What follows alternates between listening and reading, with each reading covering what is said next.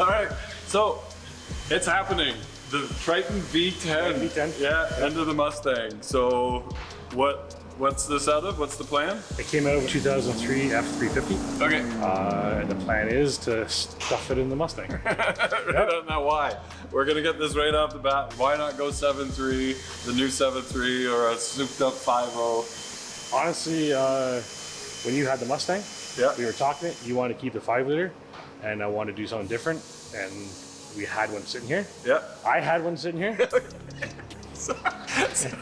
Trust me, I have 3 5-liters up there. Yeah.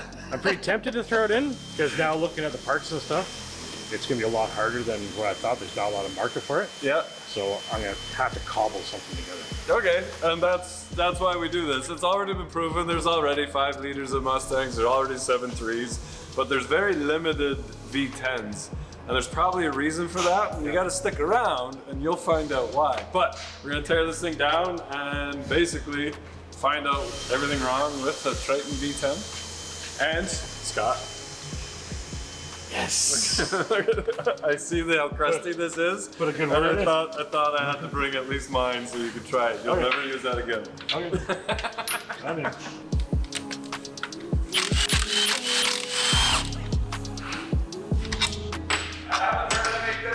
No, it's been, I'm a little impressed. Just a little. Try the crank. The what? Try the crank. It's already off. Oh. I didn't want to break your tools on you.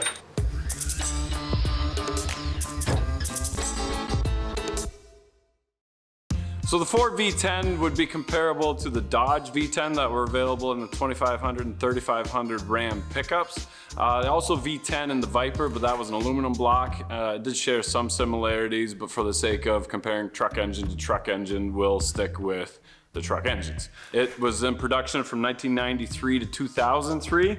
And it's kind of funny, it's 2023 now. This V10 beauty made 310 horsepower and 450 foot-pounds of torque at 2400 RPM. And that's what this engine is designed for. It's not meant to race, it's meant to pull in a pickup truck. And it did that very well, actually. The Ford V10 made 305 and 310 horsepower and about 420, 425 foot-pounds of torque. So very comparable. The 3-valve made 365 horsepower and 460 foot-pounds, but had a lot more inherent issues than the 2-valve. Ford kept the V10 production longer than Dodge did. The Ford V10's 2-valve Triton's really only flaw was that they didn't use enough threads in the heads to hold the spark plugs in place. So as you're driving, you'd hear a pop, something hit the hood, and then you hear and you lost the spark plug. That's what you call a blown spark plug. Easy to find because it's still attached to the spark plug wire, just dangling by the side of your engine. We started seeing these issues while I was in the trade in the shop, and we started out pulling the heads off because we felt it was difficult to put a helicoil in it without having aluminum pieces land inside the engine. And the helicoil would offer more threads for the spark plug and grab more of the cylinder head. Later on, people became braver. It was a very common problem, so there was tools specifically meant for the helicoil with good cameras and bore scopes and that you could stick in there and guarantee that there was no shavings left in the head. And I remember there was a guy that his only job was to drive around with a van or a small car actually with a couple fancy tools, and all he would do was rethread Triton cylinder heads. So were the timing chains or tensioners or anything an issue with these? No, they're usually pretty good. That was more in the later years where they have the dual overhead cams, and a lot with like the cam phasers and stuff where they have the little filters on them. Okay. These are pretty just straightforward, just change the cam gears. They do have small issues with some of the plastic breaking off. Okay. But I really believe that that's just like maintenance. Yeah. It's just age and stuff like that. Yeah. Sometimes shit happens, sometimes it doesn't. But yeah, they don't have those common problems with dual overhead cam stuff.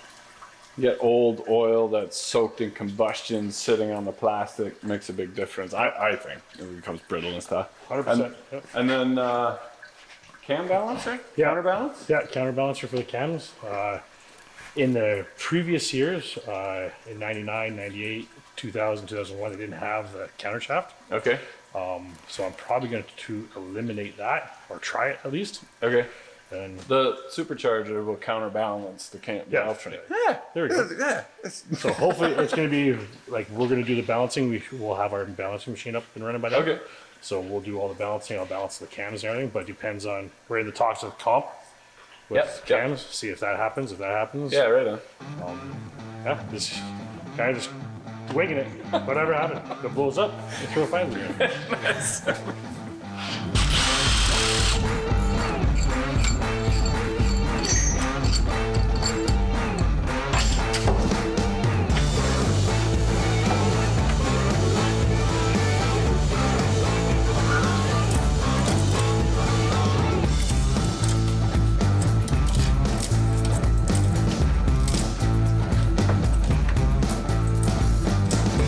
That's the problem. It was full sand. Yep. So the V10 is basically just a 4.6 with 2 extra cylinders, right?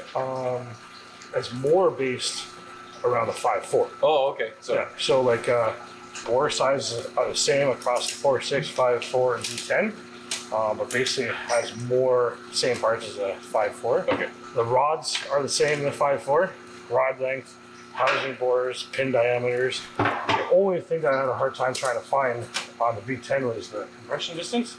So the distance from the center line of the upper pin to the top of the piston. Okay. So that's why I was eager to get this apart so I could figure out what my compression distance is. So then we can start moving forward Right. with the pistons. Right. Just get the proper You're compression right. ratio. Yeah, you're aiming for 9.5 to 1? I think we're going 10.5 to 1. 10.5 to 1? And then whatever happens after that, we can play with it. But as far as we go, we're putting White Scroll Pro True racing pistons in it. Okay. K1 rods, same as the 5.4. Okay. So readily available. Just need 2 extra. Yep.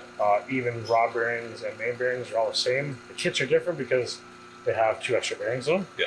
Well, I can just order 2 kits if I have to. Right, right. Yeah, even Cosmetic makes a gasket for it, but we shouldn't need that. It's laminated steel, so I just buy stock ones. Okay.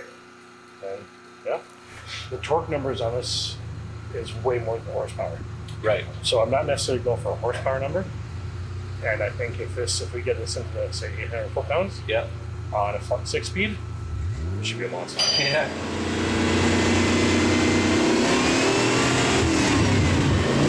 So same bolt pattern between the 4.6, 5.4. Yep. Yeah, flywheel flex plates all the same. Bell housing's all the same. Yeah, even the timing set, same timing set for a 5.4. Oh, okay. Yep. Nice. And it's a 2-valve, right? There's a 2-valve, yep. I'm happy that it's a 2-valve. That what I want is a 2-valve. So now I'm going to do. There's a lot of kits available for the 2-valve, like give you bigger intake valves, bigger exhaust valves, and everything. Okay. So what I'll do is I'll copy the kits off the 5.4. Yeah. Just buy extras. Yeah. From the V10. Nice. So we'll put bigger intake valves in, bigger exhaust valves in. I think it's 1 mil over on the intake, 1.5 mils over on the exhaust. So we're going to go fairly large on the valves. And then MMR offers a hand cap kit, which turns us to a billet because a lot of the problems that happens is that the spring pressure pushing up wears out the caps. Okay. But this is a hollow camshaft. So back in the day when these were a lot more on the street, even the 5.4, same thing. The factory 5.4s,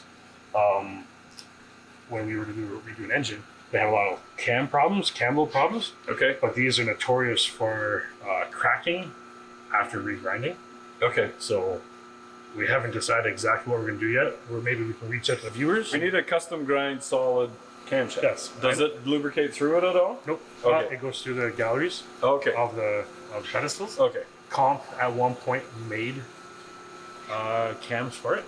For the V10? For the V10, and so did Lunati, I think, made it from research that I've done, but nothing's available anywhere now. Okay, and you can't just grind the back of the cab, We can then you risk cracking it again. risk cracking it, and in some cases, these are just pressed onto this tube. So we could get into a situation where it could spin on it. Yeah, you wouldn't even know. If worst case scenario, if it comes down to it, I was debating on maybe welding the lobes to the shaft. Yeah. And then regrinding. I don't know how that'll turn out. It's just Vince can weld anything. it's a steel shaft on a steel lobe. Now the only thing is this is a hardened steel lobe. Yeah. So hardened steel to any steel anneals the steel, right? Right. So I don't know. This is all just So that's probably your biggest issue. We can rebuild the bottom end, the short block, get bigger valves for the head, let it flow a little better, get whatever compression ratio you want, but we got to figure out the cam. Yeah.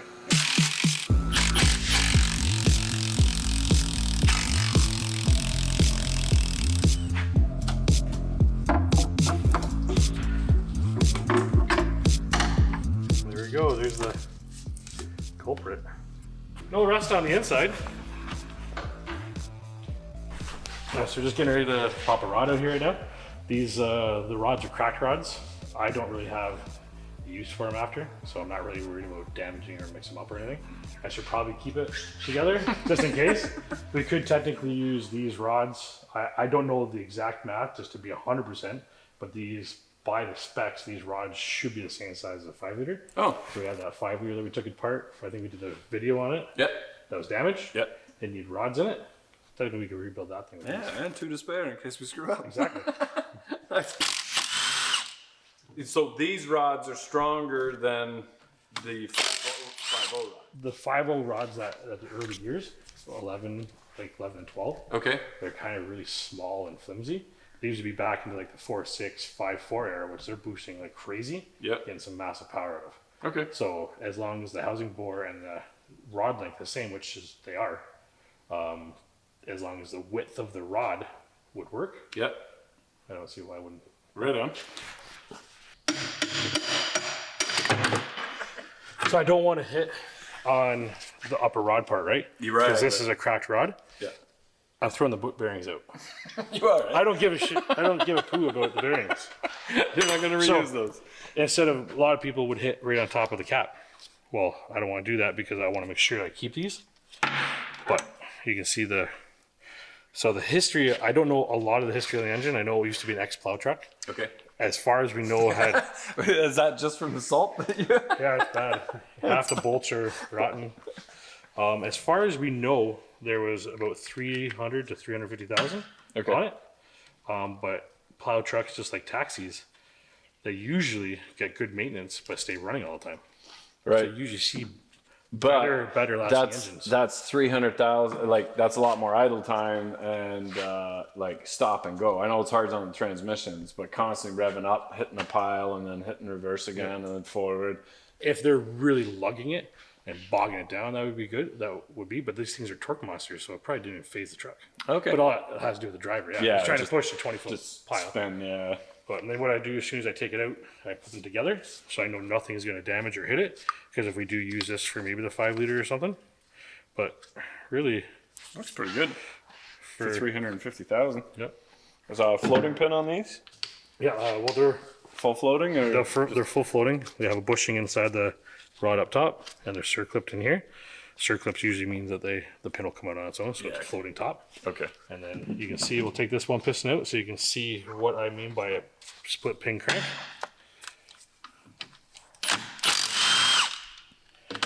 Because looking at it like this, you'd almost think that it was an equal journal, right? Right. A shared journal between two rods. Yeah. Oh, look at that. I've never seen that. So this is where the problem gets. Now, as far as I know from the research that I've done, Ford actually did develop one V10 in a Mustang in 2004. Yeah. And they realized that was a bad idea and never went into production. Yeah. This new engine was so exceptional, Ford had to take it out of its last concept vehicle and find a worthy home for it. I have one customer that told me they did add it in production. I don't know if that's true. Okay. I don't know. I have no idea. Maybe the viewers can pipe in on this. Yep. From the research I've done, Ford actually never put a V10 in a factory. I have one customer says they did. Says he knows a friend that has one. Oh, he owns it, yeah. Whatever. Okay. But that's the one story I've heard. But this is where our weak point is. So the main problem is with these engines is that it's a split pin crank. That means that each rod has its own journal. But to do the split pin crank, because of the firing order of a V10, to modify the firing order so you don't get an imbalance in the engine, they had to develop a crank like this. So technically, on a normal crank like this, which is a shared journal, your strength is right here on this web. Where it would normally crack would be on this point or on this point on the main. Right.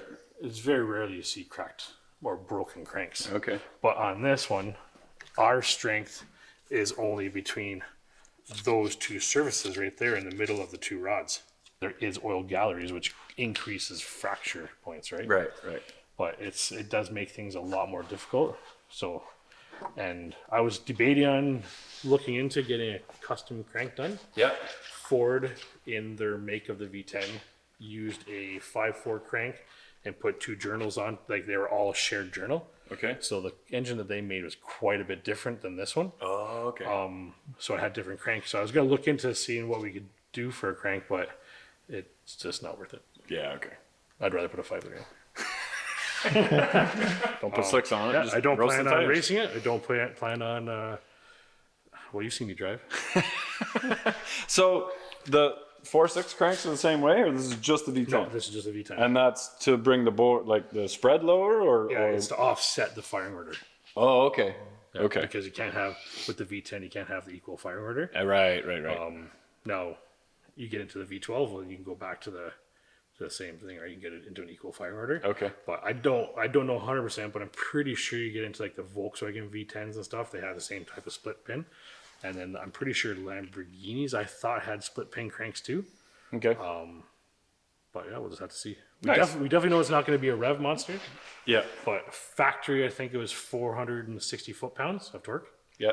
So we should safely be able to double that. And if we boost it, and if it's not getting boosted, it's getting turboed.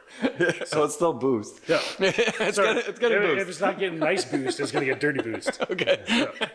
So whenever we do performance engines, we do narrower bearings. Narrow bearings are for the aftermarket cranks that have increased radius on it. Yeah. Increased radius makes greater strength in the crank. So what I'm going to do is I'm going to grind the crank 10 under, increase the radius on it, and then send the crank out to be hardened. And then hopefully, now I don't want to do high RPM. High RPM and that engine is going to kill it. Okay. So we're trying to build Torque down low. torque down low, something to last for a while. Yeah. I'm not intending to blow it up, but if it blows up, that's what we got. Okay. But from the research I've done, some people say that there's been people out there that have done these things up. I haven't been able to find very much. Okay. A lot of it's just factory stuff. Some supercharger kits and blower kits back in the day, but they didn't make a lot of power. Okay. We're just gonna do whatever we can do. Okay. Whatever happens, happens. Sweet. Okay, so this idea started already a year and a half ago, 2 years ago, when we bought the Mustang, before we got our Bronco, because I wanted to put a Coyote and a Bronco. You ended up with a Mustang. We painted the Mustang, so you got a nice car when you're done. For some reason, I threw out the idea of throwing a V10 in it, and people liked it. Yeah, there you go. So I shouldn't. we're doing it because we can, and we're super excited because we're all about one-off. So the Bronco is currently getting painted. It's at the paint shop. The Coyote's already test fitted in, so all the fabrication's done on that. So there's a video on that if you want. Check that out. Yeah, it's nice to see the plans come through after 2 years. Yep. This is what I had envisioned for the Bronco. It's happening, and now you got the Mustang on the hoist, you got your V10 in pieces. But we would appreciate from you guys is commenting down below. Any links or anything that you guys know of, that somebody who's done a V10 before, or any upgrade parts for this Triton. Definitely put links down below and tag us either on social media or down below, because we do appreciate your guys' input. The car scene is not in Canada what it is in the States. We don't have that support. We don't have all that stuff. So this is a fun project, but we could definitely use you guys' help on this. We also have other teardown videos on all the other engines that we've done. Basically, if we rebuild it, we take it apart, try to find the weak points, but there really isn't a whole lot on this one. It is a good stout engine that outlasts our trucks. They have a few, like they have some bad, they have problems too, but Yep, they all do. for how many of those engines that are out there, but like I said before, they all have bad ones. Yeah. It just, this is a decent engine. Nice. Right on. All right, and as always, submit your rides on our website so we can check out yours if we happen to be driving through. We'll be doing lots of driving this summer. So yeah, if you're not filthy, not rich, get out there and work on it.